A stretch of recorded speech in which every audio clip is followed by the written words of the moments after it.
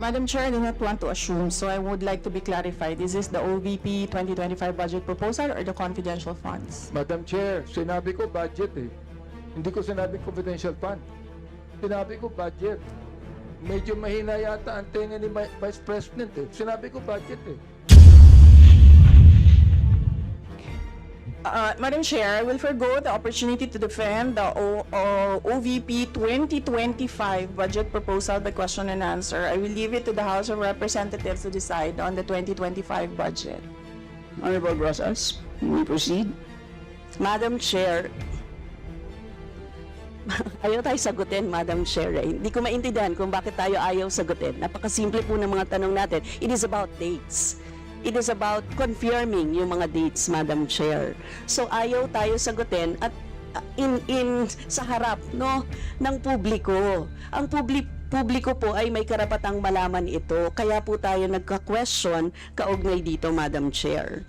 This is about transparency and accountability, and it doesn't exempt the office of the Vice President, no, Madam Chair. Madam Chair, Yes, Madam Vice President.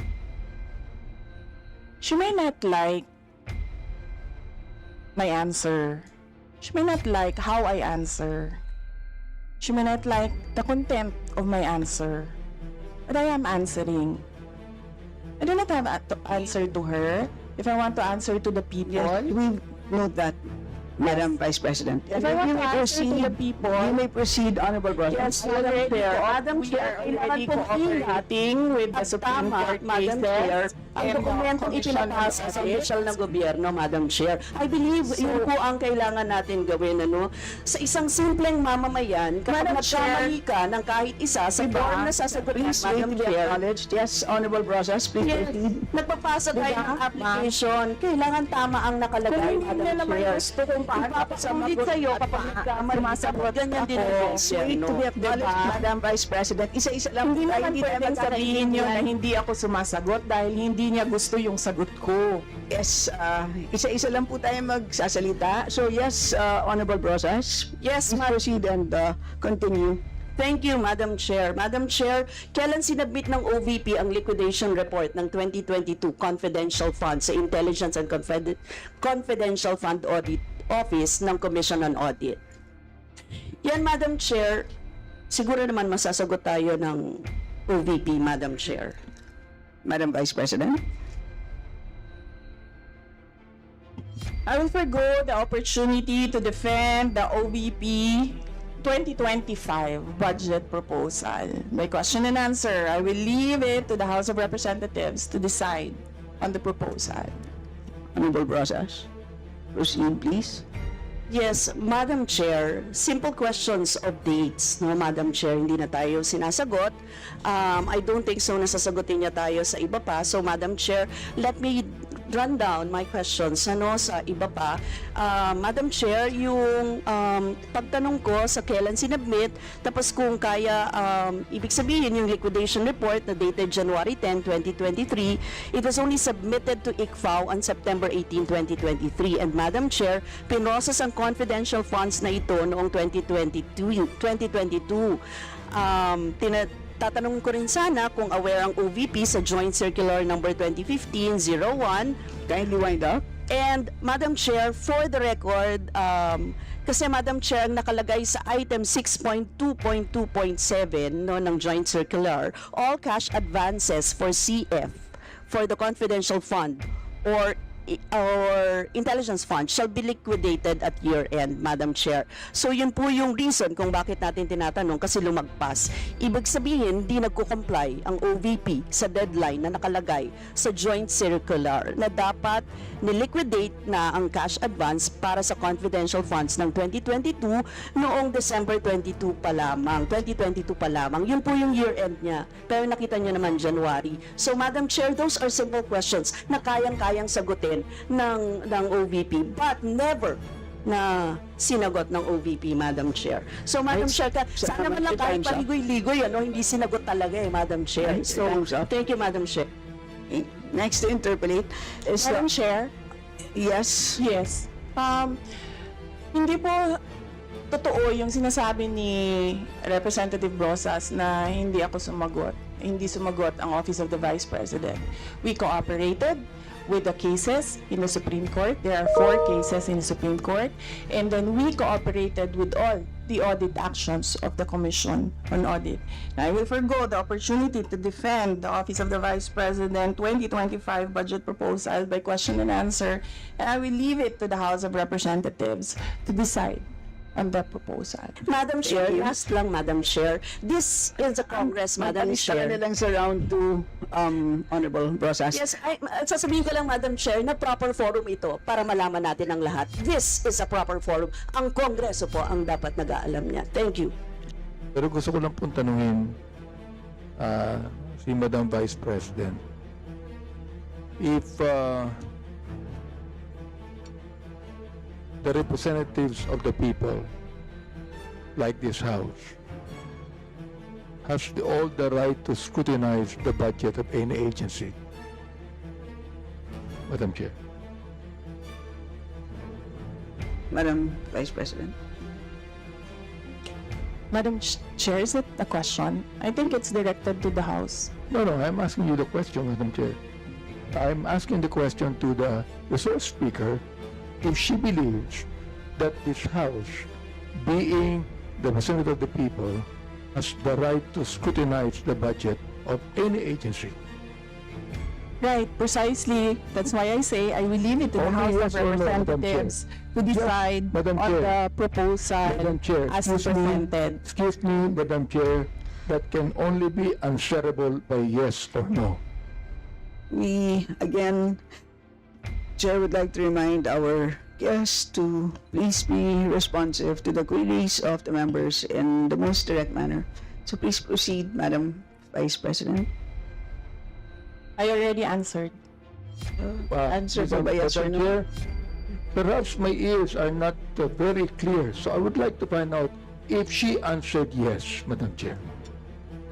And I will leave it to the House of Representatives I to do not decide on want the her to explain, Madam Chair. proposal as Madam presented. Chair, she has been answering the same answers since we started this query and this hearing.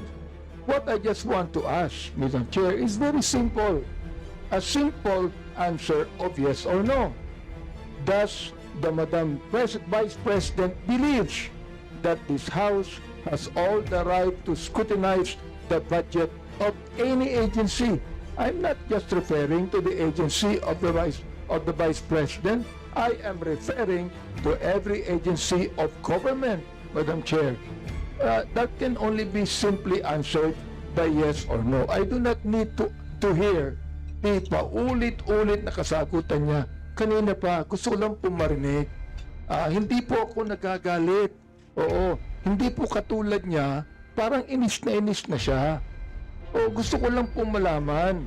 Oo, humbly speaking, naniniwala ba siya, Madam Chair, na itong House na ito, na binoto ng tao, ay merong karapatan ayon sa konstitusyon na scrutinize natin ang budget ng any ahensya ng gobyerno, including Congress, Madam Chair. Madam Vice President. Madam Chair, may I request the Secretariat to put on record cut and paste. I will forgo and I will leave my answer, my previous answer. Madam Chair, I would just like to ask, why is it very hard for her to answer yes? I'd like to ask, why is it, Madam Vice President, why is it so hard for you to answer yes when you know that the answer should be yes? Why do you have to explain? Why do you have to explain? We're simple people here. I'm not even a lawyer. You are a lawyer, Madam Chair. So, here's a simple question of a simple Filipino. Meron po bang karapatan ang House na ito na scrutinize ang budget ng bawat ahensya ng gobyerno? Yun lang po ang tanong ko. Pwede pong sagutin ito ng yes or no. Kung yes, salamat. Kung no, edi salamat din. At least nalaman ng taong bayan. Madam Vice President. Madam Chair, I will forgo the opportunity to defend the OVP 2025 Chair, I do not by need question an and answer. explanation I of will the leave it answer, to the Madam House Chair. of Representatives Chair, to decide. Madam if Chair. Order, please. Order, please. Point of order, Madam Honorable Chair. Abante, you may proceed. I do not need her to explain, please. You have been giving the same answer for hours. The same answer for hours. Alam ko naman po ang pagnanais nyo. Why you answer the same for hours? Ngayon po, iba naman ang tanong ko. Ang tanong ko ito, kaso ko tatanungin ko uli, Madam Chair, meron po bang karapatan bilang mga representante ng taong bayan sa bawat distrito at party list na mag-scrutinize ng budget ng bawat ahensya ng gobyerno? Hindi po natin pinag-uusapan dito ang confidential fund. Ang pinag-uusapan po natin budget. Madam Chair, before you answer, the gentleman wishes to have a direct answer, either yes or no. Are you going to provide a direct answer? Honorable Abante? So, what is the answer? I asked whether our Madam Vice President will provide a direct answer to your query, and the answer is no. May I know why? Madam Vice Madam President?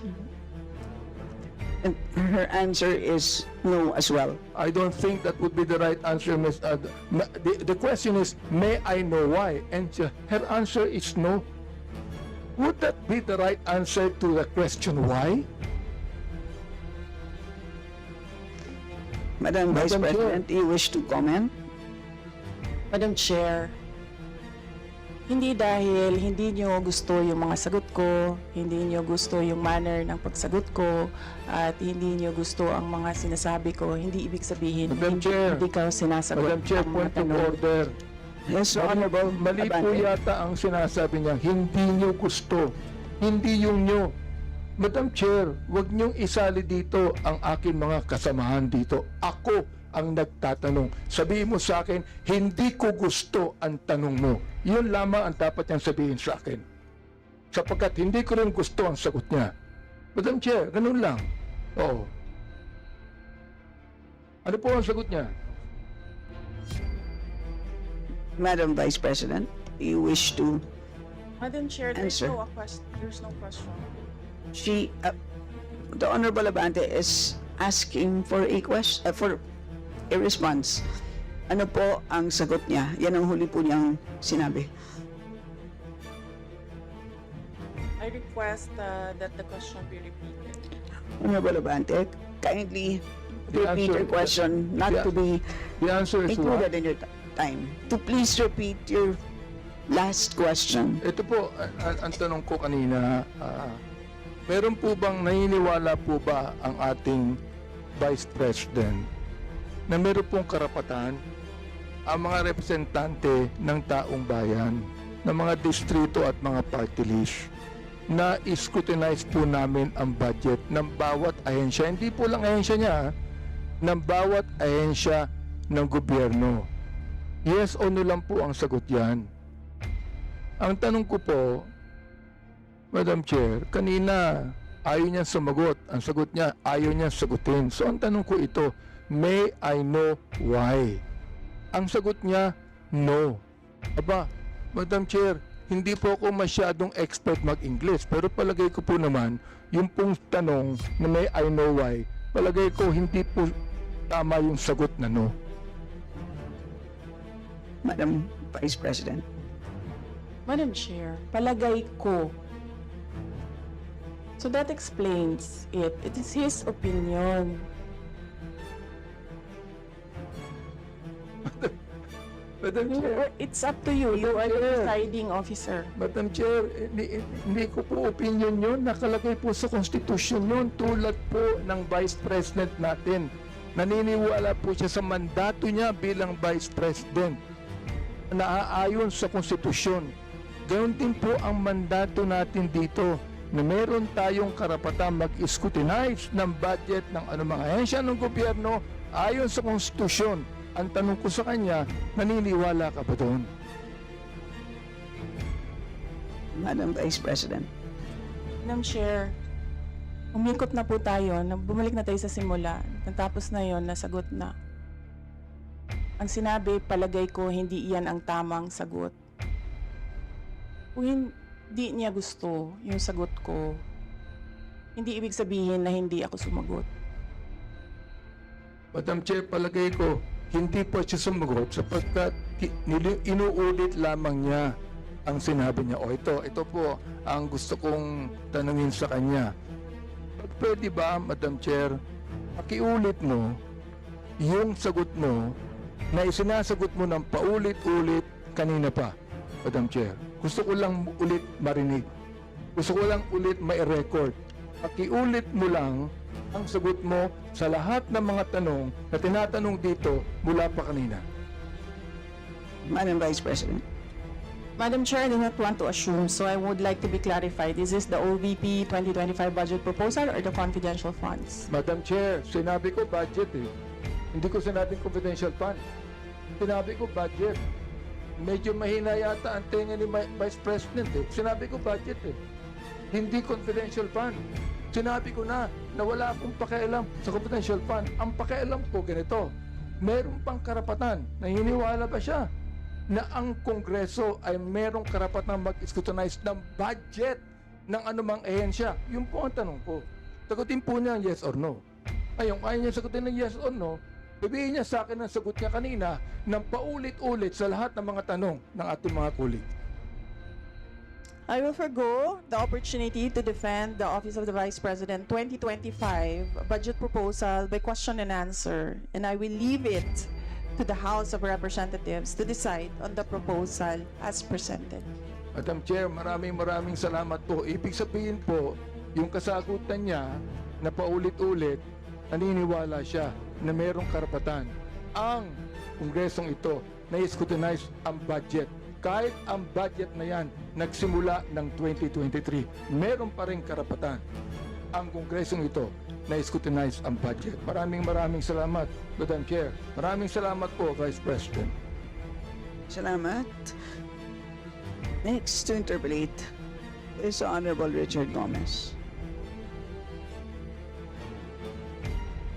who is not around. So we move to the Honorable Trixie Cardama.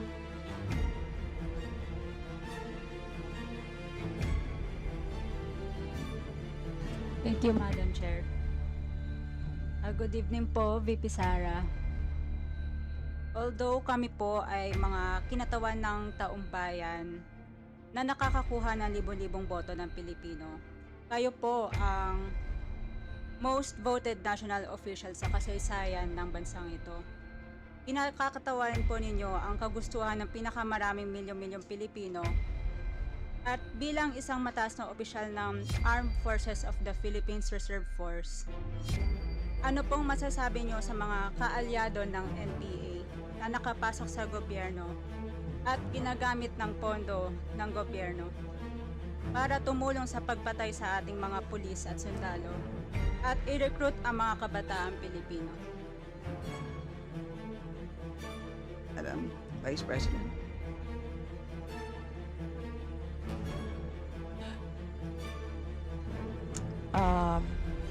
Representative Cardama, I thank you for your question.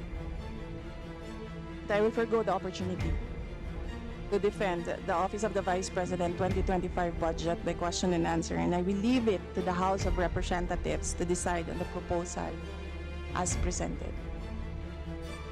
Maraming salamat po, Vice President, sa inyong paglaban sa leftist groups at sa NPA na pumapatay sa ating mga pulis at sundalo na nambibiktima sa sambayang Pilipino. Yun na po, maraming salamat po, ma'am. Can they apply for additional educational assistance in such program? Madam Chair, I will forgo the opportunity to defend the Office of the Vice President 2025 budget by question and answer, and I will leave it to the House of Representatives to decide on the proposal as presented. Yeah, thank you, Madam Vice President. Madam Chair, on the Kalusugan Food Truck Pansarap, does this also cover parts of the Visayas or is it only limited to NCR? President. Yes, ma'am. I will forgo the opportunity to defend the Office of the Vice President 2025 by question and answer, and I will leave it to the House of Representatives to decide on the proposal as presented. So, Madam Chair, my next question is on the Magnegosyo Taday, which is livelihood is actually part of economic upliftment. Are there parameters by where MSMEs can apply for this? Madam Vice President. Madam Chair, I will forgo the opportunity to defend the Office of the Vice President 2025 budget proposal by question and answer, and I will leave it to the House of Representatives to decide the proposal as presented. Thank you, Madam Vice President. Madam Chair, in the government website, it says, as the second highest public office in the land, the Office of the Vice President shall work for the welfare of the Filipino people and contribute to nation building, economic development, and political stability by fostering fidelity to the Constitution of the Republic of the Philippines and upholding the highest office, and that is the office of the President. May we hear the wisdom of the Vice President on this matter. Madam Chair, I will forgo the opportunity to defend the Office of the Vice President 2025 budget proposal by question and answer, and I will leave it to the House of Representatives to decide on the proposal as presented. Thank you, Madam Chair. On the rice food bags, considering that Iloilo and Western Visayas is a rice-producing province, can our farmers contribute to this rice program so that they will have an adequate market with the adequate price? Madam Vice President. Yes. Madam Chair, I will forgo the opportunity to defend the Office of the Vice President 2025 budget proposal by question and answer, and I will leave it to the House of Representatives to decide on the proposal as presented. Thank you, Madam Vice President. Madam Chair, the DPM in its proposed budget mentions that the mission of the Office of the Vice President is to promote economic development, political stability, and fostering fidelity to the Constitution of the Republic of the Philippines and upholding the highest standard of professionalism in the civil service. It further says that in the sector outcome, promote political and socio-economic development consistent with state policies and government priorities and thrusts. My question, Madam Chair, is the Honorable Vice President amenable to this, or do we need to amend portions of this? Madam Vice President. Madam Chair, I will forgo the opportunity to defend the Office of the Vice President 2025 budget proposal by question and answer, and I will leave it to the House of Representatives to decide on the proposal as presented. So, Madam Chair, I do respect the contention of the Vice President. My last question is to the Honorable Chair. Yeah, as it was mentioned earlier, Madam Chair, I am not sure, but can you appraise us in the history of the Congress of the Philippines during budget briefings and deliberations? Has the Committee on Appropriations ever detained any resource person? Never. Thank you very much, Madam Chair. Maraming salamat po, Madam Vice President. Thank you very much. I will be asking questions about the 2025 budget. Given the esteemed position of the Office of the Vice President, could the Honorable Vice President kindly enlighten this committee on how the proposed budget reflects the core mandate of the Office of the Vice President? We are sincerely eager to understand how these resources will be used to fulfill the critical responsibilities, particularly the constitutional mandate of the Vice President. Madam Chair. Madam Chair, I will forgo the opportunity to defend the Office of the Vice President 2025 by question and answer. I will leave it to the House of Representatives to decide on the proposal as presented. You can find all the answers in the audiovisual presentation, in our submission of documents to the Secretariat, in the PowerPoint presentation, and in the opening statement. I will leave it to the House to decide on the proposal. Madam Chair, with the significant budget being requested by the Office of the Vice President, this committee is, I believe, keen to hear about the tangible successes by the OVP's programs thus far, will this budget ensure that such commendable progress continues? I'm referring to the budget requested for 2020. Madam Chair, I will forgo the opportunity to defend the Office of the Vice President 2025 budget by question and answer, and I will leave it to the House of Representatives to decide on the proposal as presented.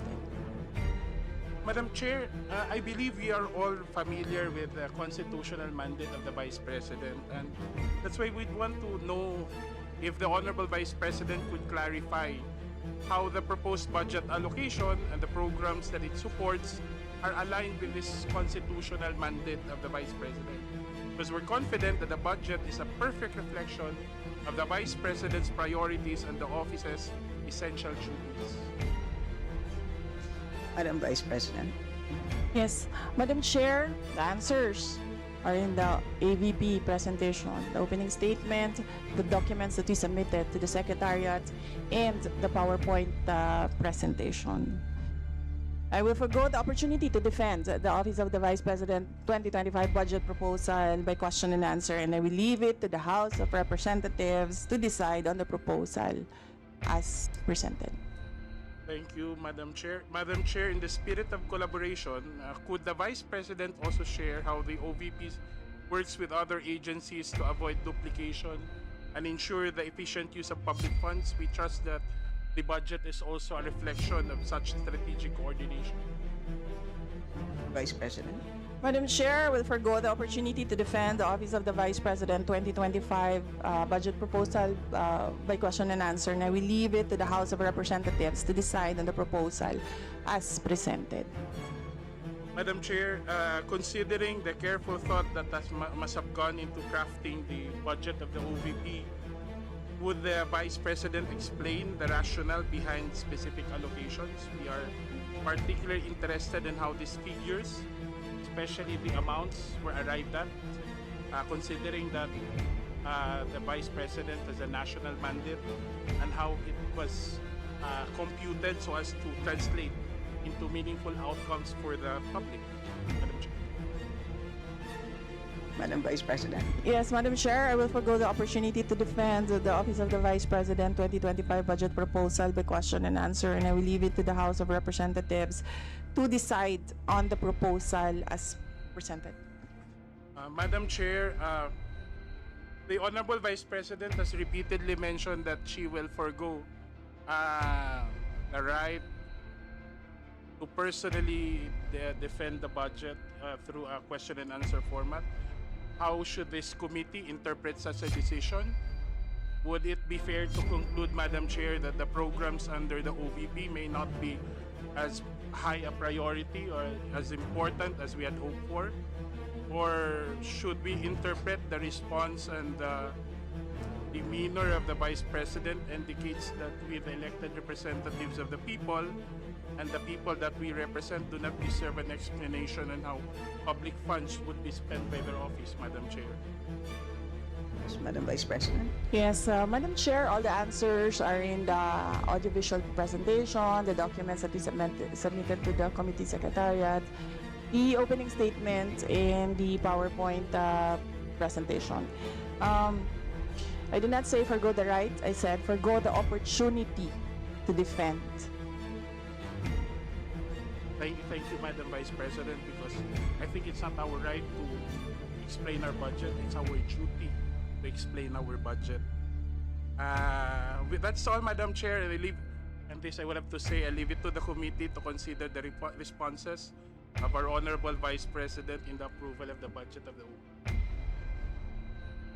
Second, Vice Chair, nakakalungkot kasi nandito tayo lahat para tayo malinawan kung ano talaga yung nangyari, lalong-lalo na sa budget ng Vice President pagdating sa confidential fund and yung budget niya ngayong 2025. Kaya lang, hindi na rin ako magtatanong kasi alam ko paulit-ulit din yung kanyang isasagot. So nakaka-frustrate lang dahil ito ay pera ng taong bayan. I would like to thank the Vice President for showing her true colors to the House and her lack of respect for check and balances and the separation of powers and accountability. We are a republic. We don't have a king or a queen. Now, Madam Chair, dahil hindi naman masagot ni VP Sara yung mga katanungan ng miyembro, may I move now to defer the hearing of the budget of the Office of the Vice President. I so move, Mr. Is there Chair. any objection? Hearing none, same is approved. So the hearing or the briefing, the budget briefing, shall be rescheduled or shall continue on September 10 at 9 a.m. So with that, the budget briefing is suspended.